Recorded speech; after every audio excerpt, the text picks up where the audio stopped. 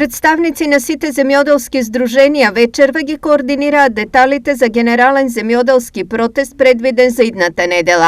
Информацијата денес ја потврдија од иницијативниот одбор на оризопроизводителите од Кочанско во името на Здравко Арсов. Ние уште вечер ќе имаме координација со сите здруженија, а посебно со оризопроизводителите, као координативно тело, ја као председател на тоа координативно тело, а утре, значи вечер ќе имаме состанок и наредните 2 дена. Мојот предлог и на здруженијата е да искочиме пред Министерството за земјоделие, да ги кажеме сите проблеми. Во колку не, тоа ќе биде еден генерален штрајк во Скопје пред владата.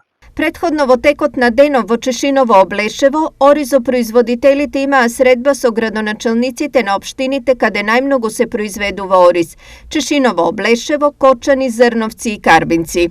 Оваа средба беше со цел да застанеме на реалната страна, односно на барањата на нови луѓе кои што ги имаат практично при овие проблеми кои што се соочуваат во периодов. Она што ние како градоначалници ни е должност да излеземе во пресред на секој наш граѓанин, на секој наш жител практично од нашите општини. Ние како градоначалници секојдневно се состануваме со земјоделците кои што бараат од нас поддршка и всушност ја имаат поддршката од нас. Најавите за генерален земјоделски протест доаѓаат само еден ден откако оризопроизводителите вчера блокираа една лента од патот Штип-Кочани.